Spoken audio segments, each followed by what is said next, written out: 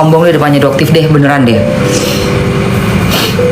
Iya kak, Doktif punya klinik di Cilegon udah lama banget. Iya, dia kalau dia mau main cara kotor, Doktif itu udah punya private jet dari zaman bahela. Dari tangan dia sendiri, wong dia dokter kok. Iya, say, ya. Dia sayang betul sama ibunya. Satu hal yang gue suka banget melihat Doktif, sangat sayang sama ibunya, sangat deket sekali sama ibunya. Sampai teleponan, video callan sama mamahnya, mah ngabarin terus dimanapun. Itu anak yang begitu, insya Allah hidupnya tuh aman nyaman sampai akhir. Relawan waktu COVID dan beliau ke Gaza, pergi beliau, nyumbangnya miliaran, nyumbang buat orang miliaran. Betul, sholatnya nggak tinggal. Kemarin waktu kita pulang kan dari pengadilan itu udah jam 4 asar maghrib, sholat, ada musola, sholat langsung. Itu Doktif, jadi nggak banyak bacot gimana, dia stick sama tujuannya dia. Gua mau berantas mafia skincare, titik terus dia diterjang sama dia. 15 laporan guys. Orangnya pinter, mandiri, nggak ada takut-takutnya sama sekali. Cita-citanya mau mati syahid. Orang mah cita-citanya pengen liburan kemana lah, pengen apalah. Gue pengen beli tas Hermes yang baru, private jet. Dokter bilang, aku pengen mati syahid. Ya ampun, gue baru denger ini sih, ada orang cita-cita mati syahid sih baru ini sih. Jujur aja say, jujur li ya. Gue bilang, buset ini cewek gila juga, gue bilang. Dari sekian banyak gue ketemu orang ya baru satu kayak orang kayak Doktif punya cita-cita mati syahid. Itu lawan-lawannya cemen banget itu. Makanya dia nggak gentar kan waktu dipersekusi.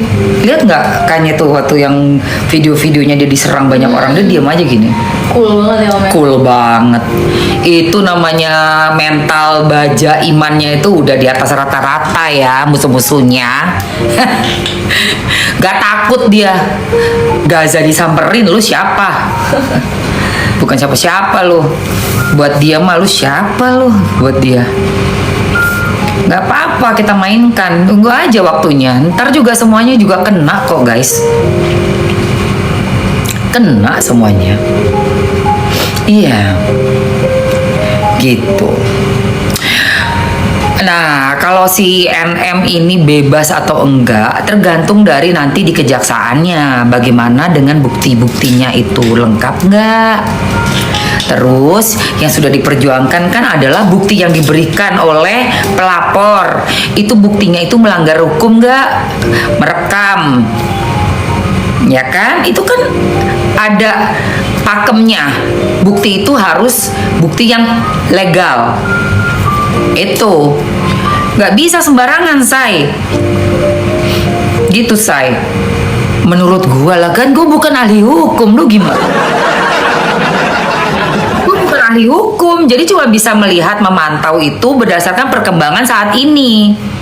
Perkembangan saat ini diperpanjang nih masa tahanan 30 hari karena untuk waktu yang diberikan oleh pihak kejaksaan agar pengelola mencari buktinya yang bisa menjadikannya P21 toh untuk dilimpahkan ke kejaksaan menunggu jadwal sidang kan gitu.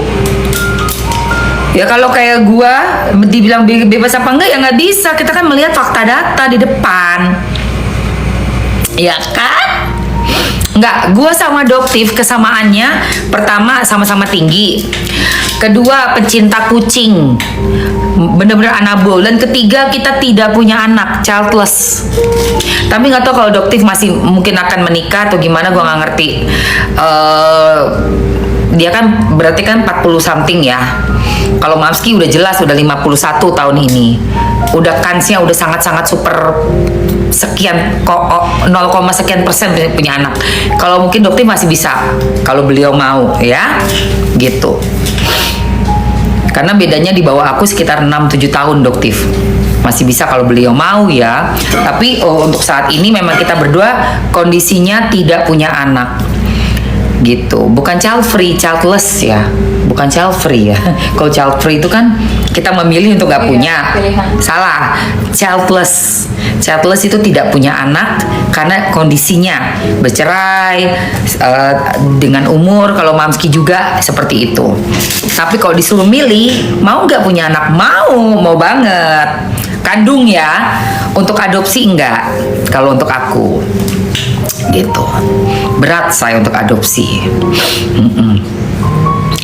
Daripada adopsi mendingan ini apa namanya, menolong anak-anak yang masih sama orang tuanya untuk disupport, entah itu dalam bentuk apalah kayak gitu. Tapi kalau untuk Mamski ambil, enggak sih, enggak ke arah sana lah pikiran aku. Jadi Doktif kesamaannya seperti itu sama Mamski, dan sama-sama punya pendirian yang cukup kuat sekali ya, buat prinsip kalau udah dipegang maju, nggak bisa digoyahkan biarpun ditawari berapapun banyaknya duit, itu nggak bisa. Jadi uang nggak bisa nyetir kita nyetir duit ya, kita wanita pekerja ya, itu sama juga Mamski sama Doktif. Kita wanita yang suka hustling ya, untuk ngelihat peluang dengan sesuai dengan skill pastinya ya, buat bisnis tapi yang di jalan yang bener. Memang nggak cepat kaya yang gimana-gimana, nggak yang spektakuler, tapi insya Allah berkah, seperti itu. Nah, kalau Doktif kan cita-cita mati syahid. Kalau gue cita-cita sampai umur 95. Barokah, bisa udah umur 95 yang barokah ya Allah. Gue nggak pernah kepikir mati syahid ya Allah. Apa sih? Nggak deh. Bunda nggak nyambangi, udah disampaikan ke Bang Fahmi ceritanya. Ternyata nggak gampang say. Doktif aja tuh di antrian Doktif. Tapi aku udah bilang sama Doktif, kalau sampai nanti ketemu sama Nikita, tolong sampaikan salam aku. Dan kalau seandainya memang bisa untuk menjenguk, aku mau jenguk. Nanti diaturin lagi schedule-nya. Aku mau. Kalau emang masih bisa ya. Tapi kalau enggak, kita nggak usah sampai jenguk. Nikita udah keluar, udah bebas say. Ngopi-ngopi aja di luar. Itulah bismillah ya Allah. Jadi pikirannya jangan jenguk, tapi pikirannya gue mau ngopi, gue mau ke Miami deh. Ya kan? Gue mau makan di Miami gitu kan. Ada Nikitanya di situ, gue mau makan di situ. Ada Loli, ada Nikita, gue mau makan di situ. Merayakan. Nah, udah amin gitu aja. Jangan mikirin jenguk lah, nanti ditahan gini. Udah, kita kuatkan di pikiran nih. Kuatkan pikiran nih. Karena kalau gue pribadi disuruh milih, gue lebih pilih Nikita Mirzani 1000%. 1000% gue pilih dia.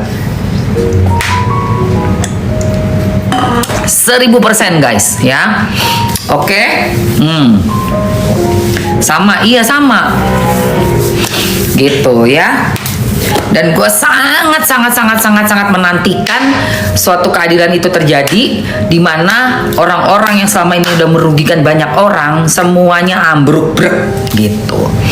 Jadi bismillahirrahmanirrahim, saya ingin sekali bertemu dengan Nikita Mirzani di Miami untuk kita makan mie bareng. Cucok.